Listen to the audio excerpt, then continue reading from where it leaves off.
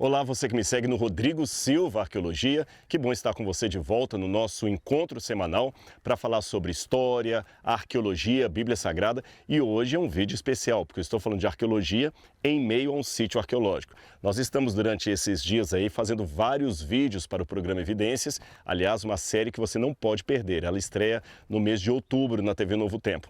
Mas eu já estou adiantando alguma coisa para você e no nosso bate-papo aqui da semana, aqui no canal do Rodrigo Silva Arqueologia, eu quero falar um pouquinho sobre a relação da arqueologia com a Bíblia em um episódio específico relacionado à conquista de Israel, à conquista de Canaã, melhor dizendo, por Josué e seu exército. Eu estou no sítio arqueológico de Hatzor, ou Hazor, como aparece na Bíblia em português. Mas antes de entrar no assunto de hoje, eu quero convidar você que ainda não é inscrito no canal Rodrigo Silva Arqueologia a se inscrever, tá certo? Venha fazer parte da nossa família. Somos mais de 1.800.000 inscritos, mas ainda há espaço para você. Ative também o sininho de notificações, assim sempre que eu colocar um vídeo novo, como este aqui, que é um vídeo muito interessante, o YouTube vai saber que ele é relevante e vai mandar para você a notificação, tá certo? Também fale para os seus amigos e se gostar do conteúdo, deixe o seu like, deixe o seu comentário aqui que ele é muito bem-vindo, tá certo? Vamos lá. Eu estou na cidade de Hatzor e essas pedras que eu estou aqui são exatamente daquele período que nós chamamos em arqueologia de período do bronze, ou seja, a época anterior a 1200 a.C. Em outras palavras, estas pedras fazem parte do pavimento da cidade na época em que Josué esteve andando por todo esse lugar aqui com o exército de israelitas, ou melhor, o exército dos hebreus, porque eles estavam voltando para tomar posse. A primeira coisa, eu vou explicar por que eu disse voltando para tomar posse. A primeira coisa que me chama a atenção aqui é o estado de preservação muito bem preservado, muito bom, levando-se em consideração que eu estou falando de pedras de pelo menos 3.400, 3.500 anos. Então você tem essas pedras de basalto aqui, que a pessoa chegava, entrava aqui. Esta parte que eu estou é chamada de a Cidade Alta. Então a antiga cidade de Hatzor, ela tinha a Cidade Alta, que é a entrada de onde eu estou, e a Cidade Baixa, que ficava lá na frente. Esse conceito de cidade alta e cidade baixa talvez possa ser um pouco estranho para a cultura brasileira hoje. Eu sei que o máximo que você entende de cidade alta ou cidade baixa é se fosse algo semelhante a Salvador, que tem o elevador Lacerda ali, você tem a cidade alta e cidade baixa, mas o sentido aqui era um pouco diferente. Levando em consideração que eles construíam as cidades em cima de colinas para facilitar até a defesa, a posição estratégica em sentido militar, eu posso dizer para você que a cidade alta era a parte da elite, onde ficavam os governadores da cidade, os sacerdotes, o próprio rei, e a parte baixa é onde morava a população de uma forma geral. A cidade baixa não foi escavada ainda. A cidade baixa está exatamente no subsolo de todo esse campo de plantação que vocês estão vendo aqui, olha. Se nós escavarmos toda essa montanha aí, nós vamos encontrar as ruínas da cidade de Hatzor. E você deve estar perguntando, por que não escava logo? Se eu tivesse aí, Rodrigo, já estava com a picareta na mão fazendo buraco. Não é bem assim que a arqueologia funciona. Primeiro que o sistema de escavação é algo controlado, há técnicas para você respeitar a estratigrafia, e você tem uma outra dificuldade moderna, que é a seguinte: Israel é um país que tem 63% de seu território formado por desertos. Então não sobra muito espaço para a construção civil e para a lavoura, para a agricultura. Então é um dilema. Você agora vai então destruir uma área boa para plantio para encontrar uma cidade antiga? A outra dificuldade que nós encontramos na arqueologia é o dilema arqueológico, eu até diria assim, porque para encontrar antiguidades, o arqueólogo tem, de certa forma, que destruir antiguidades. Eu vou explicar a você o porquê. Lembre que as cidades antigas eram construídas cidades sobre ruínas de outras cidades, de modo que o que está mais embaixo é mais antigo, o que está mais na superfície é mais novo. Então olha aqui o grande problema, a grande questão do arqueólogo. Eu vou pedir aqui o Rossini para mostrar para vocês. Vocês estão vendo aquela parede de pedras lá em cima? Aquela parede de pedras é do período que chamamos período do ferro, é da época do rei Salomão. Agora, o que está aqui embaixo já é a Hatzor da época de Josué. Agora você imagina, a Hatzor da época de Josué pegava esta parte aqui e ela vai entrando para baixo da Hatzor da época de Salomão. Então, para descobrir essa Hatzor que Josué destruiu, eu tenho que destruir a Hatzor do período de Salomão. Então, qual das antiguidades aí eu vou preservar, qual que eu vou retirar? Evidentemente que havia aqui por cima outras edificações antigas para o nosso ponto de vista, porém mais recentes em relação ao período do bronze e que foram eliminados. Então você tem que escolher na arqueologia o que você vai tirar, o que você vai preservar e o que você vai ter que conviver, como o caso da agricultura, que é difícil escavar ali, embora o pessoal que trabalha aqui tenha a esperança de um dia conseguir escavar pelo menos um pedaço ali, algumas trincheiras para descobrirem alguma coisa, tá certo? Agora imagine como seria suntuosa aquela cidade. Ela é bem maior do que a cidade de Meguido, que eu vou apresentar no programa Evidências, mas só uma parte pequena de Hatzor foi explorada, mas o suficiente para levantar algumas evidências bíblicas que me chamam a atenção. Primeiro, vamos por partes. Vamos imaginar como seria na época. Eu avisei para vocês que nós estamos na parte alta da cidade, a parte da elite. Então, quem entrava por aqui, nessa espécie de portal da parte superior da cidade, via essas pedras de basalto aqui, que era uma infraestrutura muito cara para a época. Muito cara, embora o basalto é encontrado na região aqui, é uma pedra local, mas elas estão muito bem trabalhadas e eu repito, gente, é incrível como uma estrutura de 3.500 anos está tão bem preservada, essas escadarias aqui. Agora, quando a pessoa chegava, a primeira coisa que ela acessava antes de atingir uma espécie de praça ou pátio que ficava aqui em cima, era esta plataforma aqui. Você está vendo? E eu quero chamar a sua atenção para algumas coisas dessa plataforma. Eu vou sentar com calma aqui do lado para você poder entender. A primeira coisa é que você tem 4 buracos aqui no meio. Está vendo? 4 buracos, olha. O que seriam esses buracos? Bom, nós podemos levantar algumas hipóteses. Eles podiam ser os lugares onde estaria uma cadeira, quem sabe o trono real ficaria aqui. Então a pessoa para chegar, para ter, quem sabe, um despacho com o rei, com o governador, ou uma situação judicial, ele viria até aqui e aí o governador sentava num plano mais alto de quem viria por esse caminho. É uma possibilidade. Outra possibilidade poderia ser a base para uma estátua, para algum ídolo que ficava justamente aqui.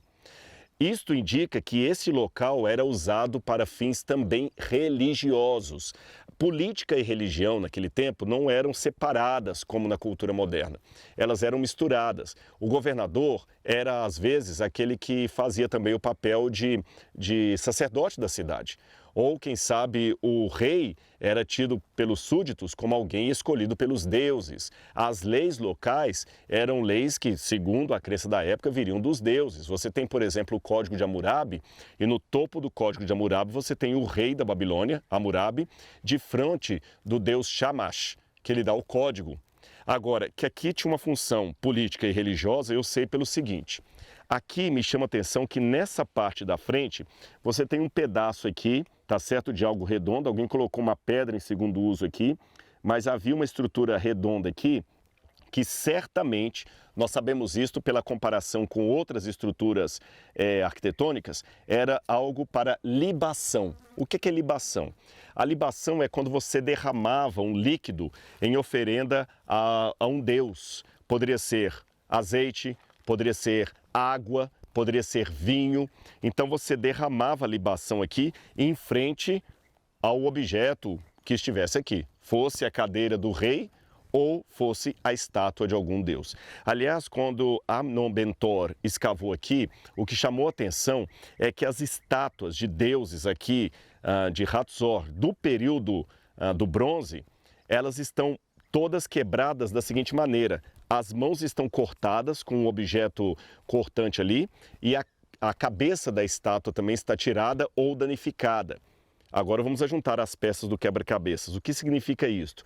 Que alguém propositalmente quebrou aqueles ídolos.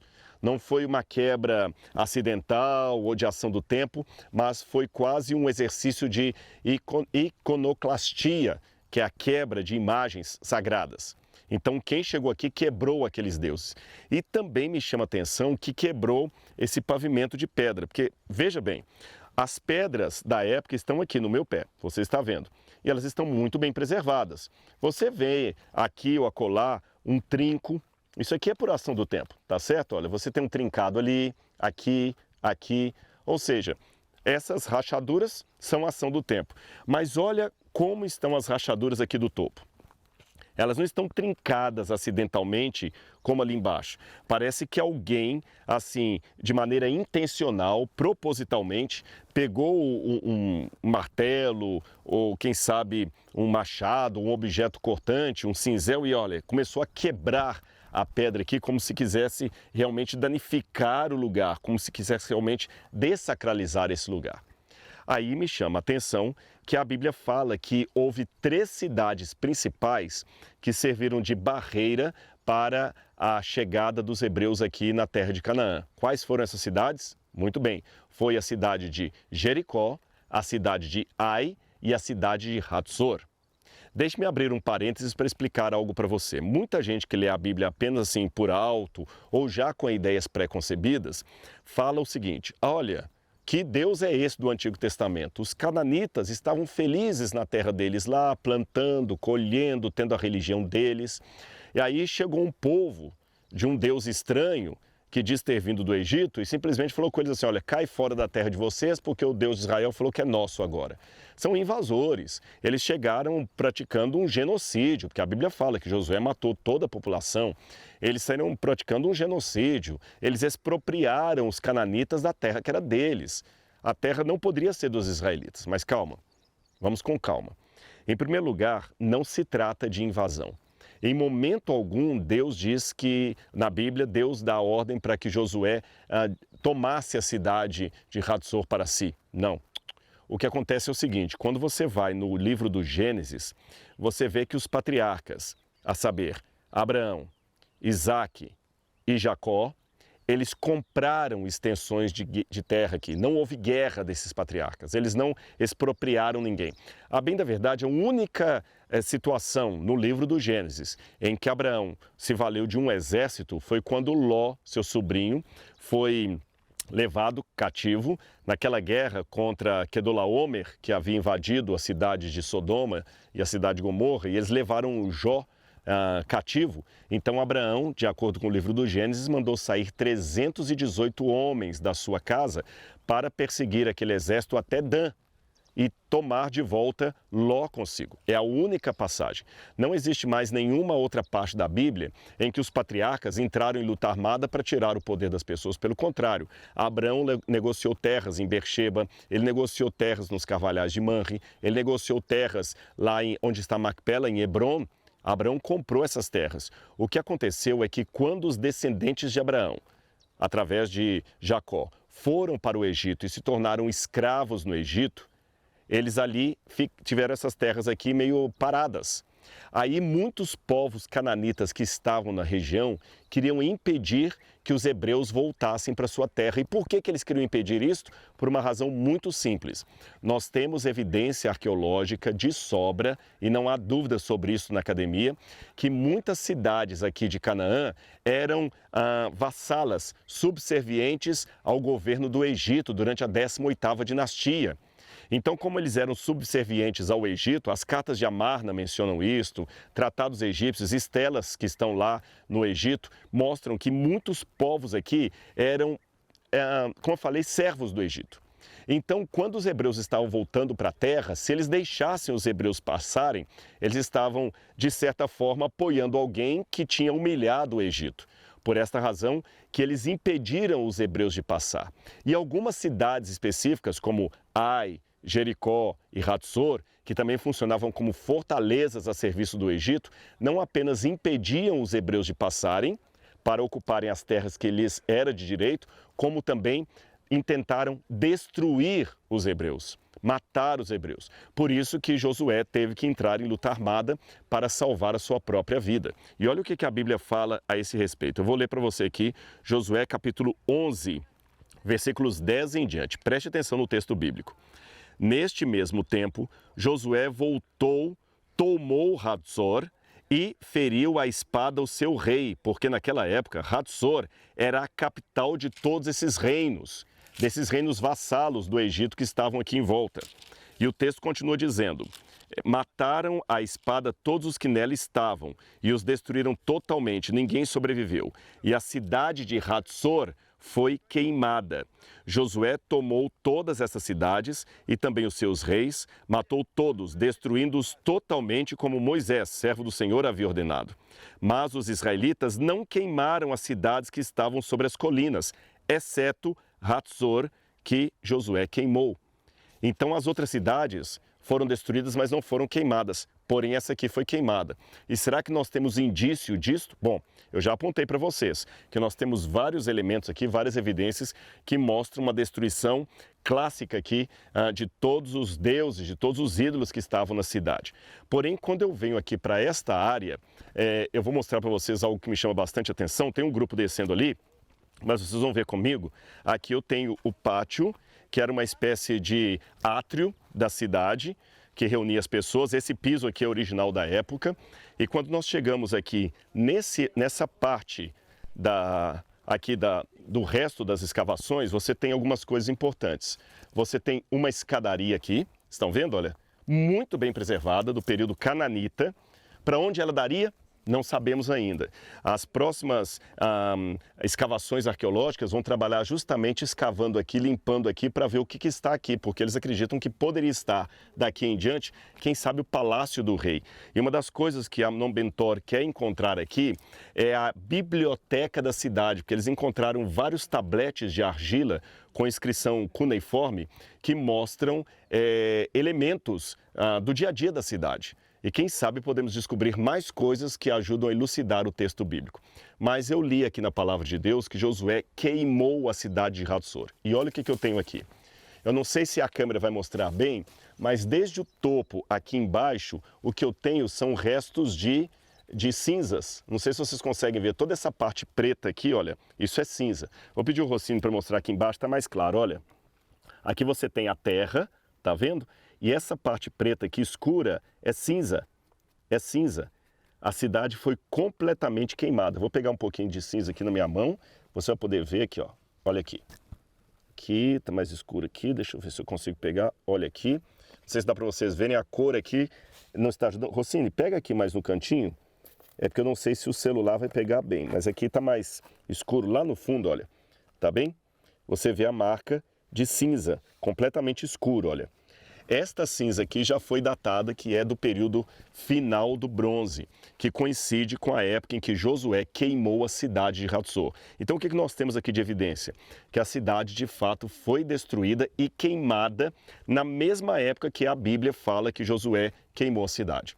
E nós não temos nenhuma outra literatura do passado que reivindique a queima da cidade. Os egípcios não falaram que queimaram a cidade, não há nada falando que foi uma rebelião interna, ou seja, o que nós encontramos aqui até agora está em conformidade com o texto bíblico. Isto é fantástico. É a arqueologia iluminando e confirmando a historicidade da Bíblia Sagrada. Eu espero que você possa ter gostado desse vídeo e no programa Evidências eu vou dar mais detalhes a esse respeito. Vou entrevistar um dos arqueólogos que estão escavando aqui e você vai poder acompanhar todo o trabalho de perto aí da sua casa.